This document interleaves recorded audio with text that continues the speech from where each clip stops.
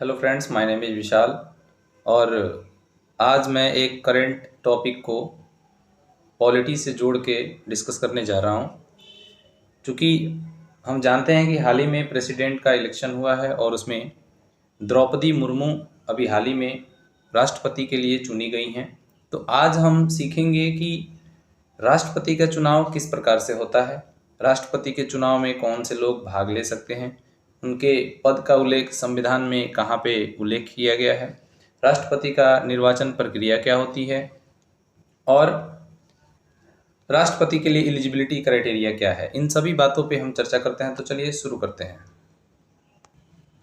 दोस्तों, स्टार्ट करते हैं राष्ट्रपति टॉपिक को। और सबसे पहले हम बात करेंगे राष्ट्रपति पद के बारे में।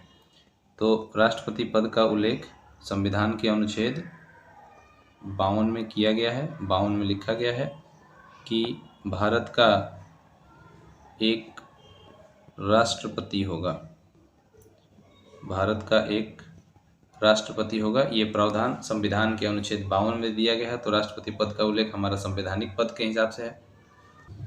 पद के बाद हम चर्चा करेंगे योग्यता पर। राष्ट्रपति बनने हेतु क्या क्या योग्यताएं होनी चाहिए। तो योग्यताओं की जो चर्चा है वो आर्टिकल 58 में दिया हुआ है। 58 के तहत निम्न योग्यताएं होनी चाहिए किसी व्यक्ति को राष्ट्रपति के चुनाव में भाग लेने के लिए। नंबर 1, वह भारत का नागरिक हो। दूसरा चीज, उसका मिनिमम जो एज है वो व्यक्ति कम से कम 35 वर्ष की उम्र को पूरा कर चुका हो।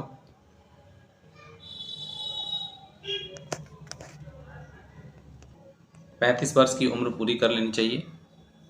यहाँ पे एक बात आप क्लियर कट याद रखेंगे कि मैक्सिमम एज का कोई प्रावधान नहीं है। आप किसी भी उम्र में राष्ट्रपति बन सकते हैं, बस केवल आप 35 वर्ष के ऊपर होने चाहिए। तीसरा, कि जो भी व्यक्ति राष्ट्रपति पद के लिए उम्मीदवारी की घोषणा करता है उसे लोकसभा में सदस्य बनने हेतु योग्यता होनी चाहिए। लोकसभा में सदस्य बनने हेतु योग्यता रहनी चाहिए। यहाँ पे एक बात और मेंशन करने वाली बात है ध्यान देकर कि लोकसभा का सदस्य नहीं होना चाहिए, सदस्य बनने की योग्यता रखनी चाहिए। और चौथा जो सबसे इम्पोर्टेंट पॉइंट है वो है कि वो किसी भी लाभ का पद पर नहीं होना चाहिए। किसी भी लाभ का पद उसको ग्रहण नहीं करना चाहिए। अगर वो लाभ के पद पर है तो जिस दिन से वो राष्ट्रपति बनेगा उसी दिन से वो लाभ का पद उसको छोड़ना पड़ेगा। दोस्तों, योग्यता के बाद हम बात करते हैं निर्वाचन के बारे में। हम बात करने जा रहे हैं निर्वाचन के बारे में। राष्ट्रपति का निर्वाचन कैसे होता है। तो निर्वाचन संबंधी जो भी प्रावधान है वो संविधान का अनुच्छेद 54 डील करता है। आर्टिकल 54 के तहत राष्ट्रपति का जो चुनाव है वो अप्रत्यक्ष रूप से होता है। अप्रत्यक्ष रूप क्या होता है वो मैं डिफाइन करता हूं, लेकिन उसके पहले आप प्रत्यक्ष को भी जानें। प्रत्यक्ष क्या होती है।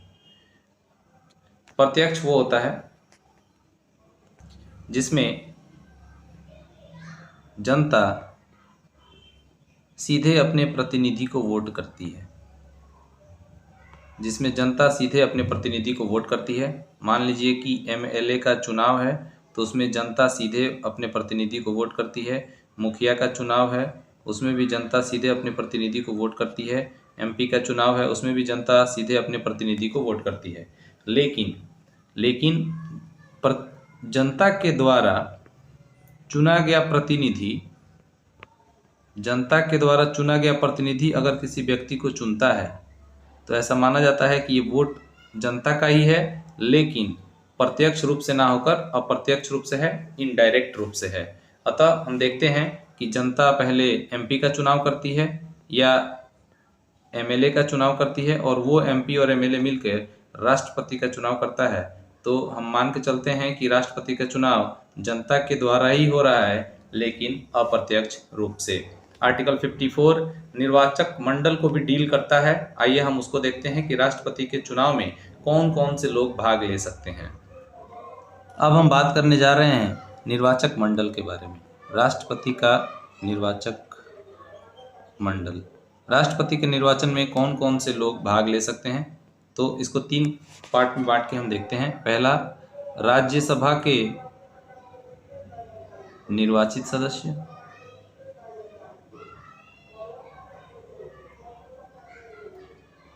उसके बाद लोकसभा के निर्वाचित सदस्य और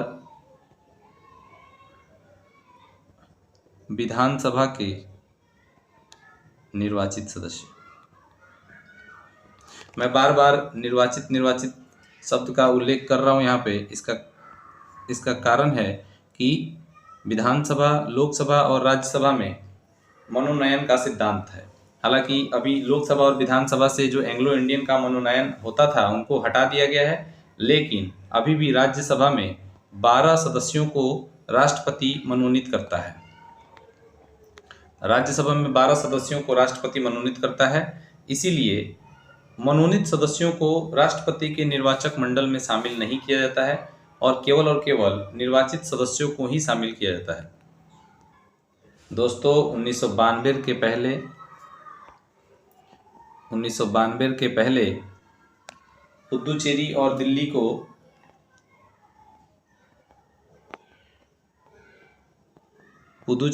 दिल्ली को राष्ट्रपति के निर्वाचक मंडल में शामिल नहीं किया गया था, लेकिन संविधान में एक संशोधन किया गया, 70वां संविधान संशोधन, और इसी संविधान संशोधन के तहत राष्ट्रपति के चुनाव में पुदुचेरी और दिल्ली के विधानसभाओं को भी शामिल किया गया।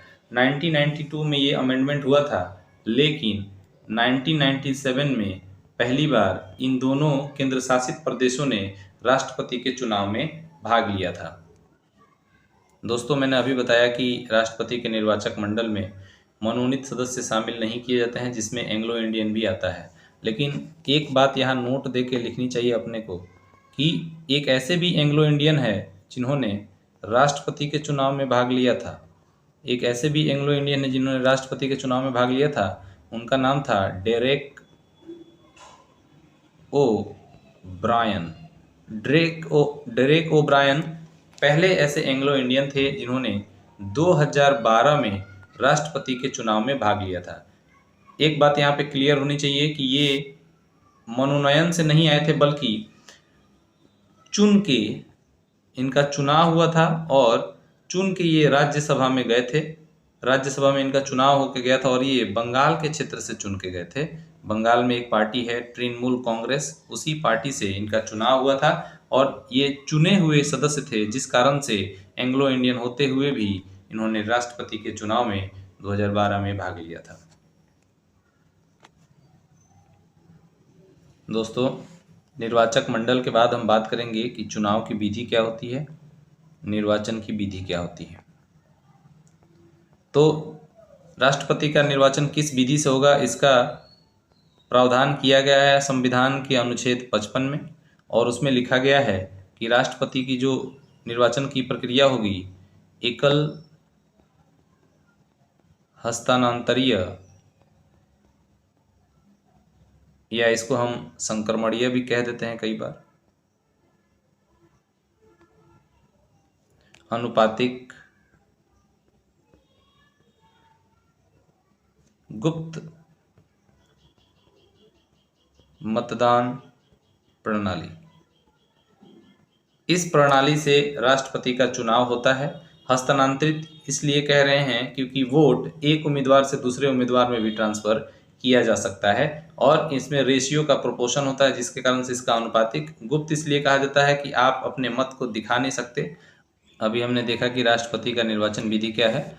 राष्ट्रपति का चुनाव भी चुनाव आयोग के द्वारा कराया जाता है। राष्ट्रपति का चुनाव भी चुनाव आयोग करवाता है और इसमें एक पीठासीन अधिकारी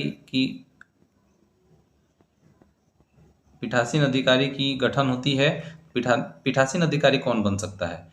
तो 5-5 वर्ष पे एक बार बनता है लोकसभा के महासचिव और अगले 5 साल में बनेंगे राज्यसभा के महासचिव। ये पीठासीन अधिकारी होते हैं जिनकी देखरेख में इलेक्शन प्रक्रियाएं होती हैं। अब दोस्तों आगे बात करेंगे कि राष्ट्रपति के चुनाव में भाग लेने के लिए प्रस्तावक कितने होने चाहिए और अनुमोदक कितने होने चाहिए। तो राष्ट्रपति में 50 प्रस्तावक और 50 अनुमोदक होने चाहिए। एक बात यहाँ और क्लियर होना चाहिए, जिन लोगों ने भी प्रस्ताव में पार्टिसिपेट किया है वो अनुमोदक में भाग नहीं ले सकते। ये बिल्कुल अलग अलग लोग होने चाहिए, अलग अलग लोग होने चाहिए प्रस्तावक और अनुमोदक में। एक बात और ध्यान देने वाली बात है कि राष्ट्रपति के चुनाव में जमानत राशि का भी प्रावधान है, जो आरबीआई में 15,000 रुपया जमा कराना पड़ता है। और राष्ट्रपति के चुनाव में NOTA, none of the above का प्रयोग भी नहीं किया जा सकता। आइए अब विस्तार पूर्वक जानते हैं कि राष्ट्रपति का निर्वाचन किस प्रकार से होता है। तो राष्ट्रपति के निर्वाचन में जितने भी उम्मीदवार खड़े होंगे, मैं चलिए 2022 के डाटा के हिसाब से देख लेता हूं कि 2 ही उम्मीदवार खड़े थे। तो दोनों के लिए बैलेट पेपर दिया जाता है, इसमें ईवीएम का प्रयोग नहीं किया जाता है। बैलेट पेपर दिया जाता है, उसमें वरीयता क्रम में हमें प्रेफरेंस देना होता है। जैसे यहाँ पे मैं यशवंत सिन्हा को ले लेता हूँ, यहाँ पे द्रौपदी मुर्मू को ले लेता हूँ। तो किसी की पसंद यशवंत सिन्हा पहले नंबर पे हो सकते हैं, द्रौपदी दूसरे नंबर पे हो सकती हैं, या द्रौपदी जी पहले नंबर पे हो सकती हैं, यशवंत सिन्हा दूसरे नंबर पे हो सकते हैं। तो इस प्रकार से प्रेफरेंस दिया जाता है राष्ट्रपति के चुनाव में। आप केवल किसी एक को प्रेफरेंस दे के भी रह सकते हैं, लेकिन नंबर 1 की प्रेफरेंस देना एकदम जरूरी होता है। तो वरीयता क्रम पे हम इस चुनाव में बैलेट पेपर पे वरीयता देते हैं। इसमें जीतने के लिए उम्मीदवार को निश्चित कोटा की भी जरूरत पड़ती है। निश्चित कोटा क्या होता है? निश्चित कोटा होता है जितने भी वैलिड वोट पड़ते हैं उसका आधा करके और उसमें 1 जोड़ा जाता है, वो निश्चित कोटा आता है। जिस भी उम्मीदवार को निश्चित कोटा प्राप्त हो जाता है वही इस राष्ट्रपति चुनाव का विजेता होता है। दोस्तों, अगर राष्ट्रपति के चुनाव में किसी भी प्रकार का विवाद उत्पन्न हो जाता है तो उस विवाद का निपटारा सीधे सुप्रीम कोर्ट से होगा।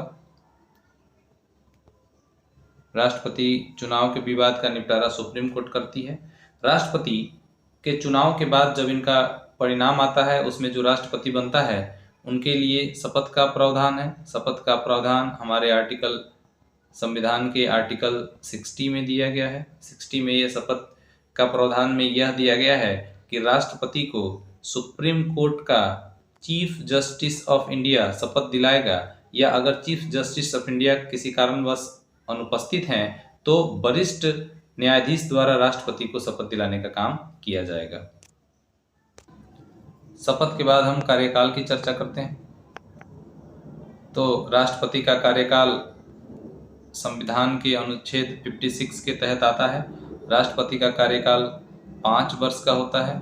एक बात ध्यान देने वाली बात है कि राष्ट्रपति 5 वर्ष से पहले भी अपना त्याग पत्र उपराष्ट्रपति को सौंपकर अपने पद से मुक्त हो सकते हैं, या राष्ट्रपति को संसद की अर्ध न्यायिक प्रक्रिया द्वारा भी हटाया जा सकता है, जिसे हम महाभियोग कहते हैं। महाभियोग की प्रक्रिया द्वारा संसद से पारित होने पे राष्ट्रपति को हटाया जा सकता है। एक बात और अपने को ध्यान देनी है चुनाव के माध्यम से कि अगर राष्ट्रपति का पद खाली रहता है तो 6 माह के भीतर उसका चुनाव करा के भर लेना चाहिए। और एक और बात मैं यहाँ पे करना चाहूँगा कि अगर राष्ट्रपति पहले से कोई पद पर है और अचानक से उन्होंने त्याग पत्र दे दिया, मान के चलते हैं इन्होंने अपना 2 साल का कार्यकाल पूरा किया होगा, 2012 में अगर कोई राष्ट्रपति बनता है और 2014 में इन्होंने इस्तीफा दे दिया, मतलब इन्होंने 2 साल अपने टेन्योर को पूरा कर लिया, तो जो 2014 में नया चुनाव होगा उस चुनाव में बना नया राष्ट्रपति जो होगा उसका कार्यकाल ये शेष अवधि के लिए ना होकर पूर्ण अवधि के लिए होता है, जो 5 वर्ष का होता है। बात से समझ में आई होगी कि जो भी नया राष्ट्रपति बनता है उसका कार्यकाल हमेशा 5 वर्ष का होता है। दोस्तों, राष्ट्रपति एक आदमी, कोई भी एक भारत का व्यक्ति कितनी भी बार, उसके लिए कोई प्रावधान नहीं दिया है कि कितना बार हो सकता है, लेकिन कितनी भी बार वो राष्ट्रपति के चुनाव में भाग ले सकता है या राष्ट्रपति बन सकता है। लेकिन अभी तक हमारे इतिहास में केवल एक बार ही ऐसा मौका आया है कि एक व्यक्ति 2 बार राष्ट्रपति बने हों। एक व्यक्ति 2 बार राष्ट्रपति बने हैं, वो हैं हमारे डॉक्टर राजेंद्र प्रसाद। डॉक्टर राजेंद्र प्रसाद ही ऐसे एकमात्र राष्ट्रपति हैं जिन्हें 2 बार शासन करने का मौका मिला है। तो अभी तक हम लोगों ने जो भी ओवरव्यू लिया उसमें हम लोगों ने देखा कि किस प्रकार से राष्ट्रपति का चुनाव होता है, उनकी चुनाव की क्या विशेषताएं हैं, कौन कौन से लोग उनके चुनाव में भाग ले सकते हैं।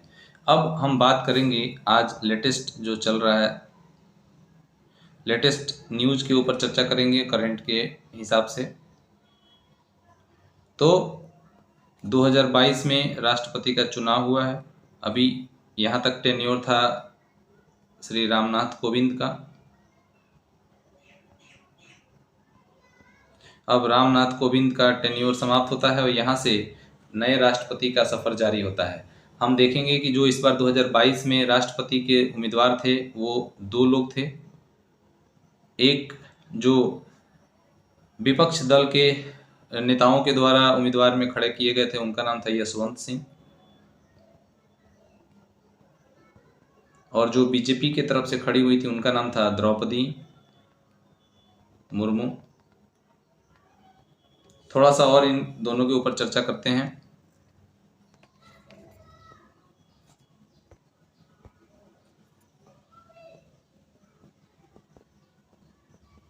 यशवंत सिंह,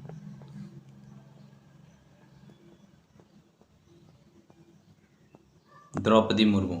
यशवंत सिंह ऑल इंडिया तृणमूल कांग्रेस के सदस्य थे और इन्हें संयुक्त विपक्ष के उम्मीदवार के रूप में चुना गया था। इनका जन्म जो हुआ था वो पटना में हुआ था। ये बिहार के थे, हालांकि ये चुनाव में जीत नहीं पाए। द्रौपदी मुर्मू जी एनडीए की तरफ से उम्मीदवार थी। एनडीए का फुल फॉर्म होता है नेशनल डेमोक्रेटिक अलायंस, जो बीजेपी और अन्य पार्टियां मिलके इस संगठन को बना के रखी हैं। अब दोस्तों यहाँ पे जो भी बेसिक होता है राष्ट्रपति से संबंधित उसको हम लोगों ने कवर कर लिया है, और यहाँ से मैं कोशिश करूंगा कि सारे राष्ट्रपति जो अभी तक 15 राष्ट्रपति बन चुके हैं उनके बारे में थोड़ी थोड़ी चर्चाएं की जाए। आइए अपने इस सेशन को आगे बढ़ाते हुए हम सबसे पहले बात करेंगे डॉक्टर राजेंद्र प्रसाद के बारे में। तो डॉक्टर राजेंद्र प्रसाद भारत के प्रथम राष्ट्रपति थे जो बिहार के सिवान जिले के जीरादेई से संबंधित थे। मैं थोड़ा पेन का कलर चेंज कर लेता हूं दोस्तों। और ये ऐसे प्रथम राष्ट्रपति थे जिन्हें 2 बार इस राष्ट्रपति के रूप में देश की सेवा करने का मौका मिला है। इनका जो कार्यकाल था वो 26 जनवरी 1950 से लेकर के 13 मई 1962 तक था। तो ये थे हमारे बिहार के निवासी डॉक्टर राजेंद्र प्रसाद। अगले राष्ट्रपति के रूप में डॉक्टर सर्वपल्ली राधाकृष्णन, ये भारत के दूसरे राष्ट्रपति थे और ये प्रथम ऐसे राष्ट्रपति थे जो उपराष्ट्रपति का भी सेवा दे चुके थे। उपराष्ट्रपति के बाद ये राष्ट्रपति बने थे। इन्हें दार्शनिक राष्ट्रपति के नाम से भी जाना जाता था और इनका जो शासनकाल था वो था 13 मई से 1962 से लगा करके 13 मई 1967 तक। दोस्तों आपको यहाँ पे एक बात क्लियर करना चाहता हूँ कि डॉक्टर सर्वपल्ली राधाकृष्णन के ही समय भारत के ऊपर चीन ने अटैक किया था और भारत में पहली बार आपातकाल की घोषणा की गई थी। जो आपातकाल की घोषणा करने वाले राष्ट्रपति थे हमारे डॉक्टर सर्वपल्ली राधाकृष्णन, भारत में पहली बार आपातकाल की घोषणा करने वाले। तीसरे राष्ट्रपति के रूप में डॉक्टर जाकिर हुसैन साहब का नाम आता है। इनका कार्यकाल 13 मई से लगाकर 3 मई 1969 तक था। आप देख सकते हैं 67 से 69 अराउंड 2 साल का इनका कार्यकाल था और इनकी मृत्यु कार्यकाल के ही दौरान हो गई थी। तो इसमें एक फैक्ट बन जाता है डॉक्टर जाकिर हुसैन से कि इनकी मृत्यु कार्यकाल के समय हो गई थी।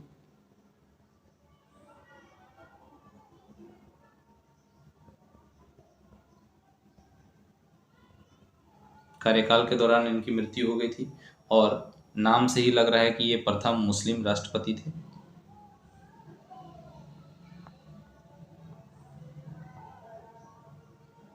प्रथम मुस्लिम राष्ट्रपति डॉक्टर जाकिर हुसैन थे। चौथे राष्ट्रपति के रूप में वीवी गिरी का नाम आता है और वीवी गिरी का पूरा नाम था बराहगिरी वेंकटगिरी। ये वीवी गिरी का पूरा नाम था। एक बात यहाँ पे आप ध्यान रखेंगे कि वीवी गिरी भारत के प्रथम कार्यवाहक राष्ट्रपति थे। चूंकि डॉक्टर जाकिर हुसैन की मृत्यु के बाद इन्हीं को कार्यवाहक राष्ट्रपति बनाया गया था। भारत के प्रथम कार्यवाहक राष्ट्रपति के रूप में इन्होंने काम किया। उसके बाद जब इलेक्शन आने वाले थे तो इन्होंने अपना इस्तीफा दिया और इस्तीफा देने के बाद ये राष्ट्रपति का चुनाव में खड़े हुए और इनको विजयी प्राप्त हुई। तो कार्यवाहक राष्ट्रपति के रूप में इन्होंने 3 मई से लगाकर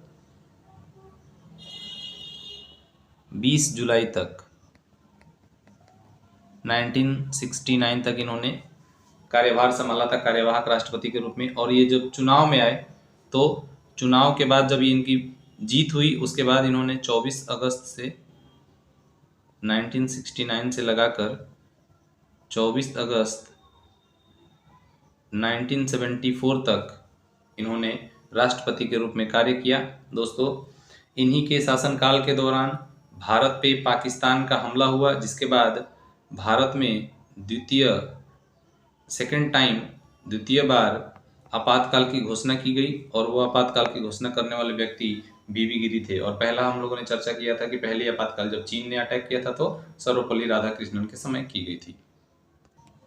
5वें राष्ट्रपति के रूप में फखरुद्दीन अली अहमद का नाम आता है। फखरुद्दीन अली अहमद का कार्यकाल जो था वो 24 अगस्त 1974 से लेकर के 11 फरवरी 1977 तक था। फखरुद्दीन अली अहमद इंदिरा गांधी के समय राष्ट्रपति के रूप में काम कर रहे थे। तभी आंतरिक अशांति के आधार पर इन्होंने भारत में तीसरी बार आपातकाल की घोषणा की थी। आंतरिक अशांति,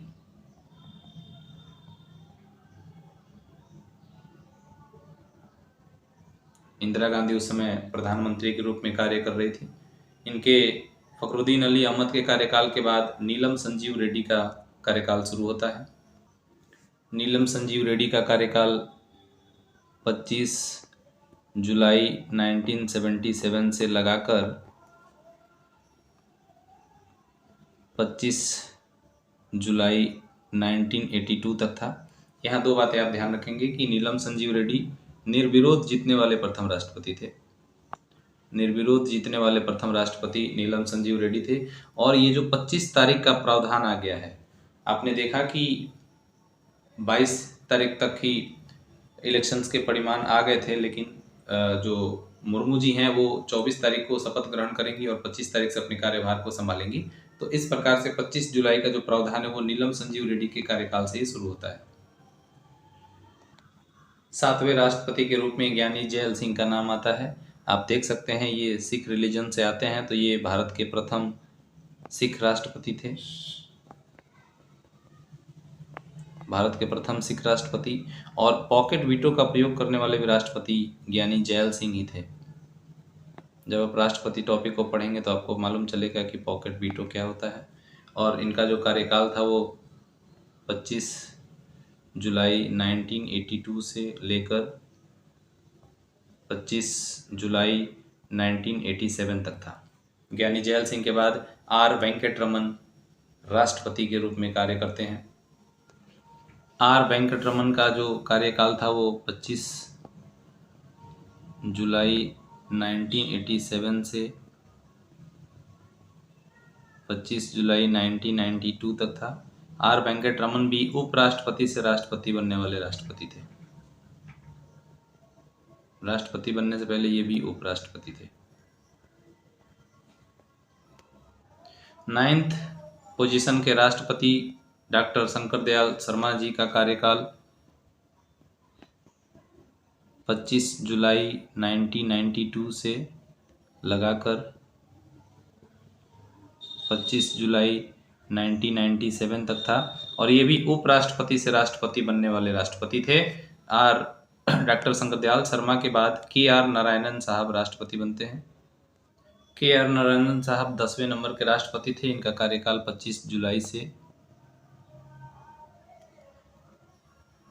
25 जुलाई 1997 से लेकर 25 जुलाई 2002 तक ये भी उपराष्ट्रपति से राष्ट्रपति बनने वाले राष्ट्रपति थे, और ये हमारे भारत के प्रथम दलित वर्ग से आने वाले राष्ट्रपति थे। प्रथम दलित राष्ट्रपति KR नारायणन साहब ही थे। KR नारायणन के बाद डॉक्टर APJ अब्दुल कलाम राष्ट्रपति के रूप में कार्यभार संभाले। उनका भी कार्यकाल 25 जुलाई 2002 से लगा करके 25 जुलाई 2007 तक का कार्यकाल था। डॉक्टर APJ अब्दुल कलाम को कौन नहीं जानता, ये भारत के प्रथम वैज्ञानिक राष्ट्रपति थे।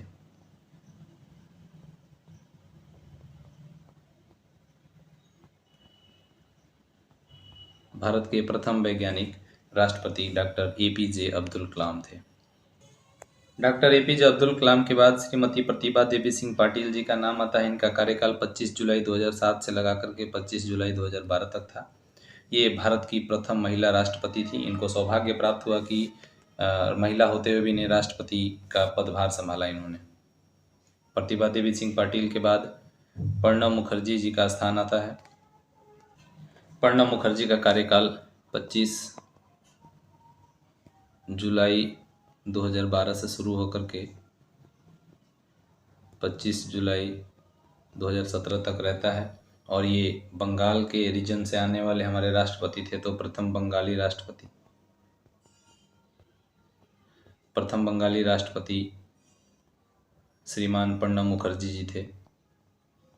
श्रीमान प्रणब मुखर्जी के बाद मिस्टर रामनाथ कोविंद भारत के राष्ट्रपति बनते हैं। रामनाथ कोविंद का कार्यकाल 25 जुलाई 2017 से 24 जुलाई 2022 तक है।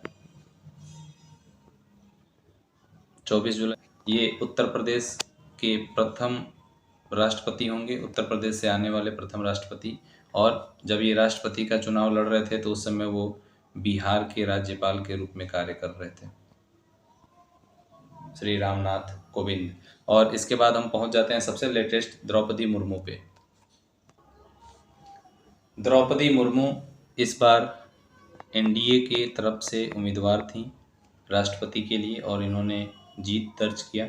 इनका कार्यकाल शुरू होगा 25 जुलाई से 2022 से इनका कार्यकाल शुरू होगा, और देखते हैं आगे कब तक इनका कार्यकाल रहता है। सब कुछ ठीक रहा तो 5 साल तक इनका भी टेन्योर आगे चलेगा। अब द्रौपदी मुर्मू से संबंधित कुछ इंटरेस्टिंग फैक्ट्स हैं, और जो एग्जामिनेशन पॉइंट ऑफ व्यू से भी हमारे लिए महत्वपूर्ण हो सकते हैं, उनके ऊपर हम चर्चा करने जा रहे हैं। शुरू करते हैं द्रौपदी मुर्मू से। द्रौपदी मुर्मू का जन्म 20 जून 1958 को हुआ था। इनका जन्म रायरंगपुर, जो मयूरभंज जिला में पड़ता है,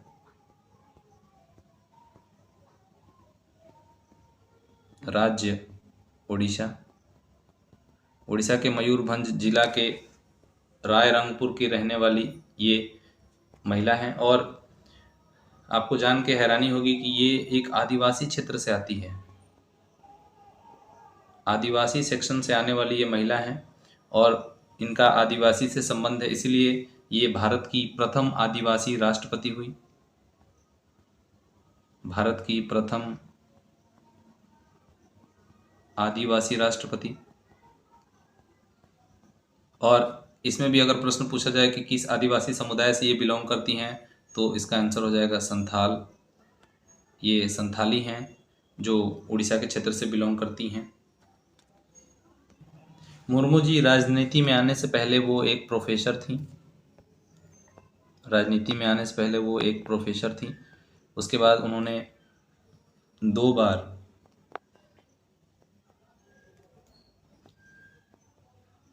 बार एमएलए का चुनाव लड़ा और जीत भी हासिल हुई। दोनों बार वो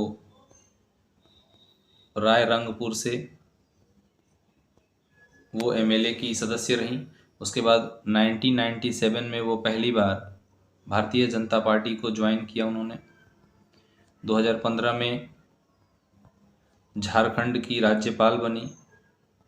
झारखंड की राज्यपाल बनने वाली प्रथम महिला द्रौपदी मुर्मू ही थी और गवर्नर के पद पर भी पहुंचने वाली पहली कोई आदिवासी महिला ही मुर्मू जी थी। पहली आदिवासी महिला जो गवर्नर के पद पे पहुंची वो मुर्मू थी। और आपने देखा अभी कि राष्ट्रपति के पद पे भी पहुंचने वाली प्रथम आदिवासी महिला के रूप में इन्होंने रिकॉर्ड दायर किया। देश की सबसे युवा महिला हैं जो राष्ट्रपति हैं, या युवा राष्ट्रपति के नाम से भी इनको जान सकते हैं। और ऐसी राष्ट्रपति जिनका जन्म आज़ादी के बाद हुआ है उसका भी खिताब इन्होंने अपने नाम किया है। सबसे युवा राष्ट्रपति,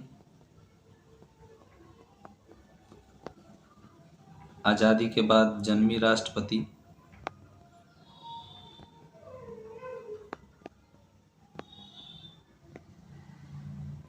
दूसरी महिला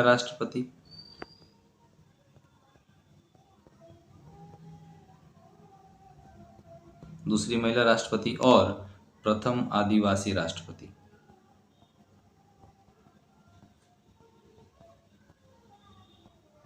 तो दोस्तों, मैंने अभी राष्ट्रपति के ऊपर एक ओवरव्यू लेते हुए सारे राष्ट्रपतियों से इंटरेस्टिंग फैक्ट्स और जो भी एग्जामिनेशन पॉइंट ऑफ व्यू से क्वेश्चंस हो सकते थे मैंने उस पर चर्चा किया। मुझे आशा है और विश्वास है कि आप लोगों को ये वीडियो पसंद आ रही होगी। तो प्लीज़ इसे लाइक और सब्सक्राइब करें और मुझे इसी तरह सपोर्ट करते रहें। मेरे लिए कोई भी सुझाव हो तो आप ज़रूर कमेंट बॉक्स में दे सकते हैं। वीडियो को यहाँ तक देखने के लिए आपका बहुत बहुत धन्यवाद। Thank you so much.